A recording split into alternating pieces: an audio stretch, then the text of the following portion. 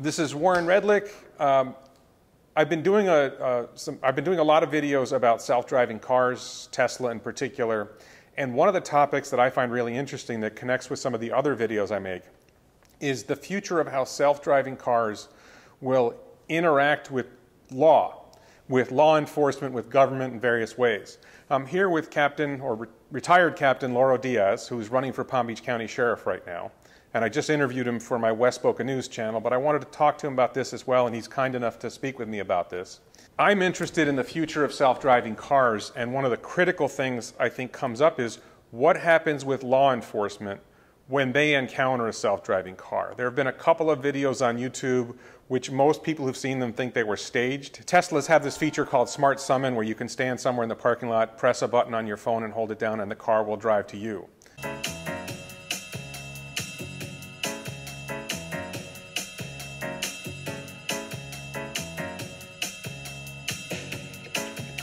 And there were a couple times where this was sort of staged, where they had a police officer pulls over the car, looks in the car, there's no driver, and it's sort of like a what does the police officer do? I don't think that short term that's going to be an issue. But I think we're heading to a point in, could be 2 years, could be 5 years, could be 10 years, where there's going to be a significant number of cars on the road that might not have any person in them. Okay. It's kind of like Uber without the driver. Okay. So the robotaxi network, and I'm at home and I tell my phone, send a car, and I walk out my front door and the car pulls up with no one in it. There's two things about that. The first thing is, if you believe that robotaxis will be inherently safe. Okay. If you believe that they are, 10 times, 100 times safer than human drivers. They don't drink, they don't fall asleep at the wheel, okay. They don't get distracted by a text message. Again, you have to believe all this stuff, right? Absolutely. And if you believe that they're otherwise competent drivers, as good as a typical or better than a typical regular driver, you wonder if there's even a need for police to stop cars in that situation. So that's one problem. The other problem, which I want to get to you first, is we're before the days when everybody believes that robotaxis are perfectly safe. Okay. We're in the early days of self-driving cars, and a police officer sees a car with no one in it doing something wrong, and he puts his lights on, and the car apparently knows to pull over. Okay. What is the officer, let's say the car was driving faster than the speed limit.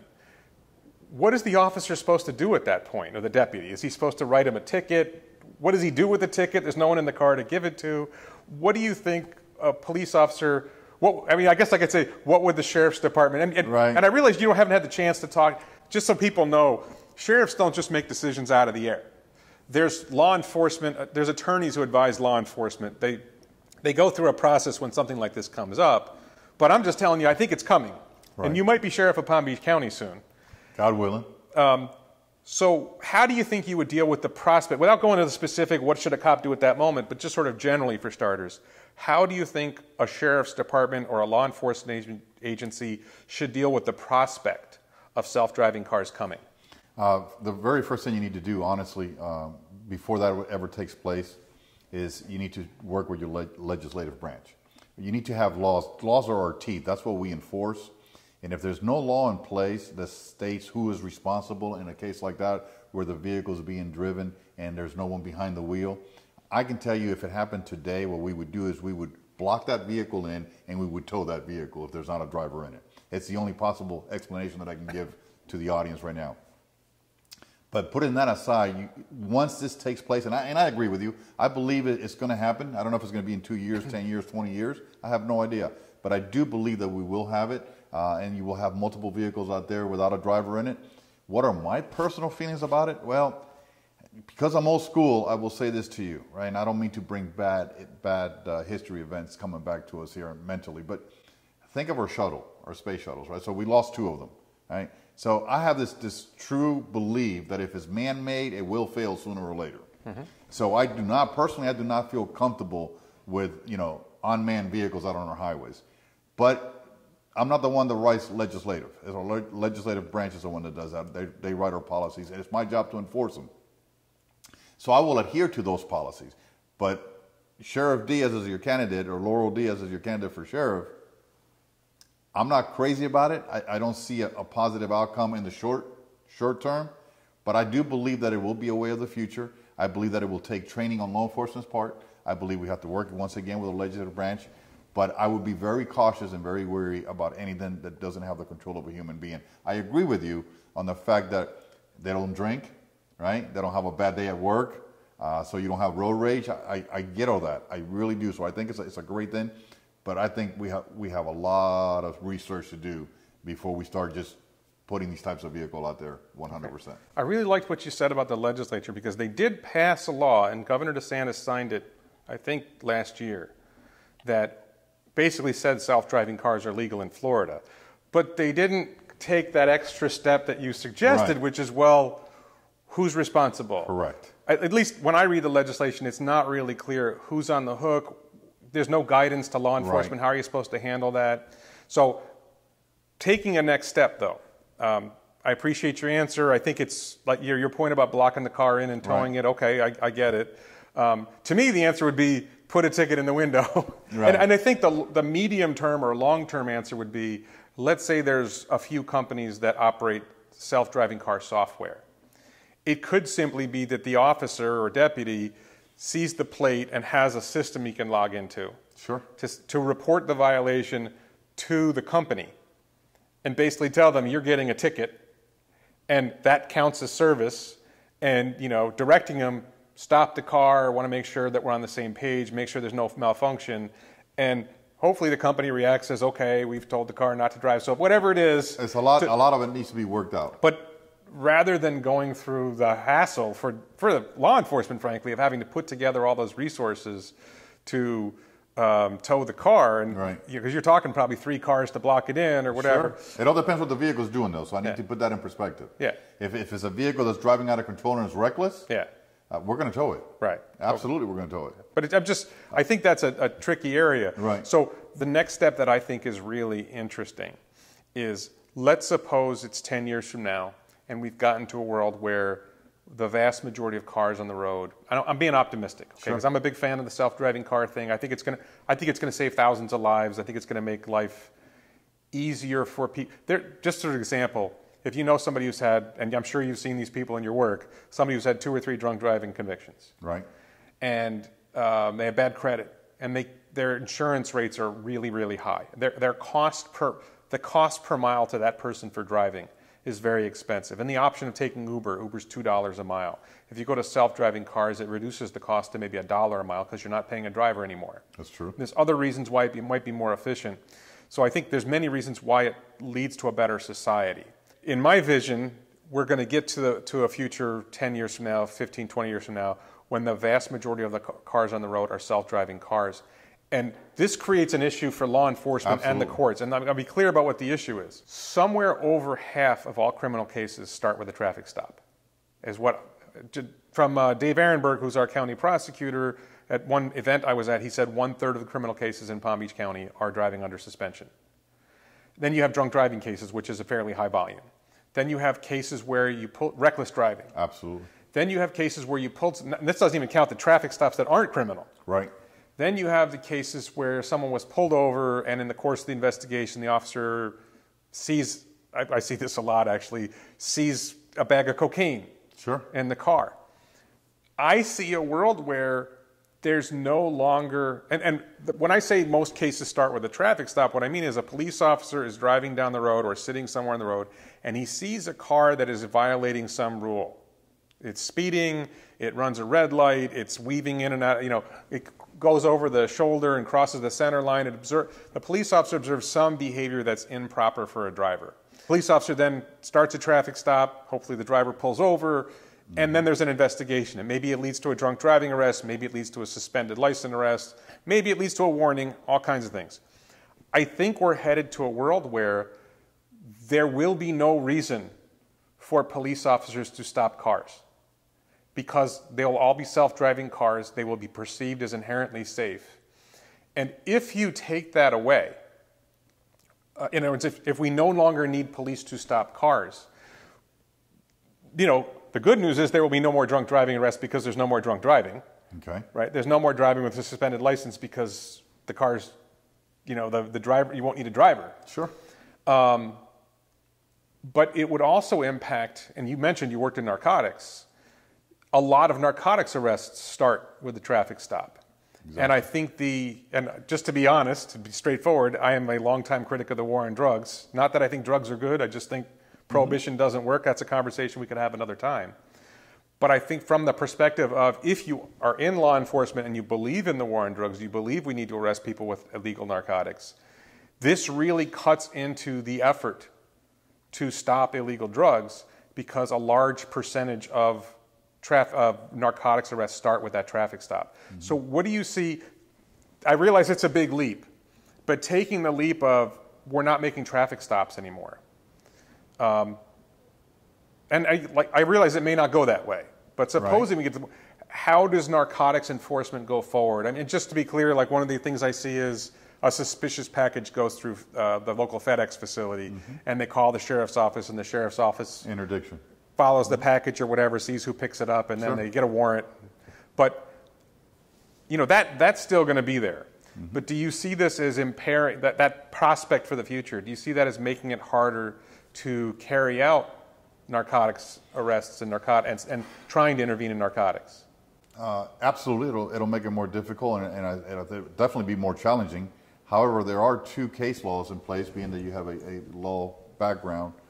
You know, there's the Plainview Doctrine, which is when you walk up to the vehicle, and like you said, if we don't have a reason to pull someone over, then you really are going to minimize the effect on that. But you also have the Carroll Doctrine, right? So that's what we would rely the most on in the law enforcement, from the law enforcement perspective. Using the Carroll Doctrine, we're using confidential informants or just knowledge by an undercover narcotic officer. Then I'm just going to mention a name, Jerry Jones, right? So Jerry Jones, we know that he's going to go deliver a certain amount of narcotics from point A to point B, right? So we have a surveillance on that vehicle. Whether or not Jerry Jones is driving that vehicle or not, under the Carroll Doctrine, we will be able to stop that vehicle and search that vehicle, regardless of whether there's a driving infraction or not. Does that require a warrant, or it just requires an informant? No, well, it can either be an informant or an actual undercover agent. You just have to prove that this is the person, this is the vehicle, and it's from this date, this time, and location. It all has to align. Okay. So it's very detailed, but it's very doable. I made a living doing those cases for many, many years. But it does make it more difficult. To answer your question, yes, I fear that something like that would have an impact on our drug traffickers, in a positive way for them and a negative way for us in law enforcement. So I totally agree with that. So we would have to think outside the box and come up with new ideas on how to tackle this. But again, we're going to have to, if you do this, you're going to have to create a new legislative that gives us more authority, more teeth to work with, right? So everybody's going to have to play a part in it. And I agree with you. I think it's going to happen in the future. I'm not so sure it'll be 10 years, but I see it in the future. If you listen to Elon Musk, and Elon Musk is known for something called Elon time, where he'll say something's going to happen next year, and it's really 2 or 3 years from now. Okay. So people refer to Elon time in that way. So, you know, Elon... You might be the person best placed to answer this question. A strange unit of time called Elon time. What's the conversion ratio between Elon time and real time? There's no question that Elon is very aggressive on his timelines. So you really believe this is going to be deployed at some point in our amazing future? When? When do you... Within a decade, for sure. And this is Gwyn time or Elon time? That's Gwyn time. I'm sure Elon will want us to go faster. It's pretty much saying end of this year, there will be self-driving cars on the road. But, you know, maybe the robotaxi network, the replacement for Uber, goes live sometime next year. And given the way most people think of Elon time, if he says end of 2021, maybe we're talking 2022 or 2023. And then maybe he's just wrong. And there are people in the community of artificial intelligence research who say, we're not there yet, it's going to take longer. Right. And you know, I think he's proven people wrong often enough that, yeah, I think it's coming. My impression, it really depends on what jurisdiction. So for example, this is not true for NYPD. NYPD, most of their work is not traffic enforcement. Okay. Because there's just not that, you know, a lot of stuff is happening in New York City that's not involving cars. Right. Where I'm from, which is a suburb in upstate New York, down here in Boca, we're all driving all the time. There's not a lot of pedestrians going from one place to another. There's no subway to take us where we want to go. As I see it, something like, and I think it was something like 15,000 traffic violations a month go to the Palm Beach County courts. Sounds about right, yeah. Just traffic cases, not criminal cases, just traffic cases. Right. To me, if that gets eliminated, you get this question that's a very hard question for a politician to answer, and unfortunately for you right now, you're a politician. That's okay. if you eliminate half of the current work that police do, does it mean we should eliminate half the jobs? And I will, before you answer, I'll tell you I had this conversation with someone close to me, i.e. my wife, and she said, well, there's still a lot of stuff that we need police to do. Let's just find other work for them to do. So I give you one answer. But, you know, at the same time, it's like, well, as a society, we could save a lot of money if we reduce the number of police, but I just feel like I'm going to be talking to a bunch of politicians in the future, and I think it's toxic for any politician to say they're going to eliminate any government jobs. Okay. I had mentioned to you off camera about DMV, right? Well, if no drivers are getting licensed anymore and all the vehicles are owned by 3 companies, I'm obviously exaggerating the scenario, but we wouldn't really need local DMVs anymore. But getting a politician to say we're going to eliminate DMV jobs would be toxic. With that said, how do you see that playing out? Let's say it's 20 years from now and we have self-driving cars and basically humans aren't even allowed to drive cars anymore, just like we're not allowed to operate elevators anymore. How do you see that playing out for law enforcement in terms of the job situation? Do we need as many deputies in police? For me, it's a real simple question, a simple answer. It doesn't change the amount of officers that we have currently, and no, you would not do away with these extra officers, if you want to call them that, and I'll tell you why, and I'll explain to you why. The amount of traffic, the number that you gave monthly, is only a fraction of what we could be enforcing. Yeah, it's only a minute fraction of what we could be enforcing out there, the people that are violating traffic laws. But we have officers that have to go to your home for burglaries, for domestic violence, for missing children, you name it. So the perception that you would need less officers, no, absolutely not. You would need the same amount, if not more. As population grows, you need more officers because you have more volume of calls for service. You're going to have more traffic accidents. That's not going to change. Regardless, you're going to have more domestic violence. You're going to have more thefts, more auto theft. You're going to have, child abuse cases, unfortunately. That's never going to change. It's going to continue to grow. As population grows, the number of victims of crime will grow regardless. So therefore, I don't see that being an issue whatsoever in any way, shape, or form. Because if you wanted to enforce the traffic laws, for every one person that we pull over, you could have pulled over 40, maybe 50, maybe 100. You would have to do a study on that. How many times as an officer you're sitting there writing a traffic citation and you have 20 other cars blow by you? So it makes no sense whatsoever. It would not change at all the amount of officers that we have. And then I guess something that just occurred to me now is if we end up in a world of self-driving cars, we would probably end up in a world where the officer wouldn't be driving either. The officer would be a passenger in a self-driving car. One of the criticisms I see from some people is we talk about distracted driving, and every police car has a laptop, and they're on their phones, and the reality is it is an information-intensive job now for law enforcement. Now it is, absolutely. Now it is. So in a sense, it would make, assuming they're safer drivers than we are, right? That the self-driving cars are safer than we are, it would actually enhance officers' safety because they wouldn't be driving and they would be able to devote their attention to other things while the car is taking them wherever they're going. Do you see that as a possibility down the road? Okay, so that's a great question, great example, but there's a couple issues that I have with that. One is how do we, and you're going to have to prove it to me, or the technology will have to prove it to me, what do we do in a case where we're in a high-speed chase? Who's controlling that vehicle? I don't want an automatic machine controlling a 120-mile-an-hour high-speed chase through my neighborhood or through my community. I want the officer behind the wheel. That's me. Yeah, I mean it'll be able to just do crazy maneuvers like a high-speed chase technically, because it's you don't always want to bias the thing to be conservative in the actions that it takes. That's number one, and number two, truly. What happens if the address is not coming up? How do we take control of that vehicle? How many times do we not punch in an address on a GPS when we go to the wrong location? All right. So just to be clear about that, the current short-term plan for self-driving cars is there will still be a steering wheel and pedals, and you'll be able to take over. So we'll be able to jump out of the passenger seat, or you'll be actually behind the wheel. But the prediction is that at a certain point, they will stop putting steering wheels and pedals in cars. Wow. And think about it this way. You get in an elevator, you don't really manually control the elevator anymore. You push a button and it takes you where you want to go. And we would not want humans in control of elevators anymore. Same thing with escalators, whatever. They just operate automatically. So the belief is that they will be good enough to handle that. And there's something called level 4 and level 5 autonomy. And level 4 autonomy is being able to drive in most situations, but there are unusual situations that the computer won't be able to handle. Okay. Level 5 is when we've decided the computer's better at driving than humans in any situation. And most people think level 5 is further down the road than level 4. Level 4 is you're driving down the highway, you're driving on city streets, okay? When you start getting into the bad guy drove into the woods, maybe the car couldn't handle that. Right. And you'd need a human to handle that. So Interesting. Very I mean, there's a lot of interesting details that come up. A lot of my fans, my audience in this channel, like Tesla. Okay. And Tesla makes electric vehicles Yes. rather than gas-powered vehicles. And they are starting to have substantial range, and there are some limited number of police agencies in a few places in the world, including, I think it was somewhere in California, there was just an incident. It was a high-speed chase, actually. It wasn't a self-driving car, but I mean, it was capable of self-driving, but it wasn't in self-driving mode.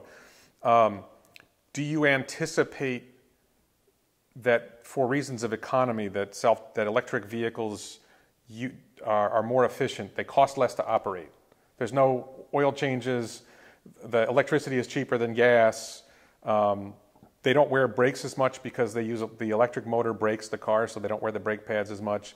Do you think there's a potential for the Palm Beach Sheriff's Office under Sheriff Diaz to start looking at adopting Teslas or other electric vehicles in place of gas cars? You know, absolutely. I'm an open-minded type person, and I love technology and new ideas. But obviously, I would have to do my research on that. As long as I can provide a level of service that the public deserves, and it's their right to, whether if it's an electric vehicle or a gas vehicle, I don't have an issue entertaining the idea of starting out slowly with maybe smaller units that are non-911 responsive. You know, such as community policing, well, not community policing, but crime prevention unit, crime scene unit. Sure. I have no issue, which is a large part of the agency, taking a look at it, giving it a run and a try. But I've been told now, I haven't done my research, so that you also have to take into account the initial costs.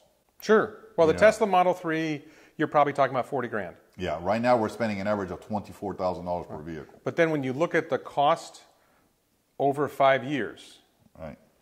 Because they don't use the fuel is the electricity is much less expensive than the gasoline, because you're not doing oil changes, because you're not replacing brake pads. There's some studies about the total cost of ownership comparing, let's say, the Tesla Model 3 with the Toyota Camry, right, or the Tesla Model 3 with the BMW 3 Series or whatever. And the Toyota Camry is probably comparable in price to some of the cars that sheriff's departments buy now. Over 5 years, and keep in mind they last longer than 5 years, but over 5 years, and I think, correct me if I'm wrong, but law enforcement vehicles probably drive a lot more miles than the regular homeowner's car. We average about 30,000 a year, average. So with more miles, the efficiency advantage adds up. And I think what you would see is the cost of ownership over, let's say, a 5-year span. Keep in mind, I'm a Tesla fan. I'm a Tesla shareholder. I have an order on a Cybertruck pending. I'm a Tesla nut. So when I say this, yeah, I have a bias.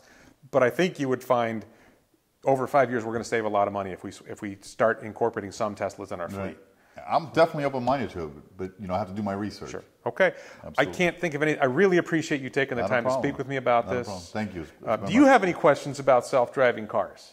No, I'm interested to see one actually in real life, Okay. actually going down the road. But no. Listen, I just wanted to reach out to your audience, and please go on my webpage, diazforsheriff.com, all one word, diazforsheriff.com, and take a look at my platform, because there's a lot that we didn't speak about, and find out a little bit about me, find out my past history in law enforcement, my qualifications, and more important than that, my platform, because my platform is pretty lengthy, and I think you'll find it very interesting. Okay. Okay? Thank you very much. Thank you. Have a blessed day. Thank you.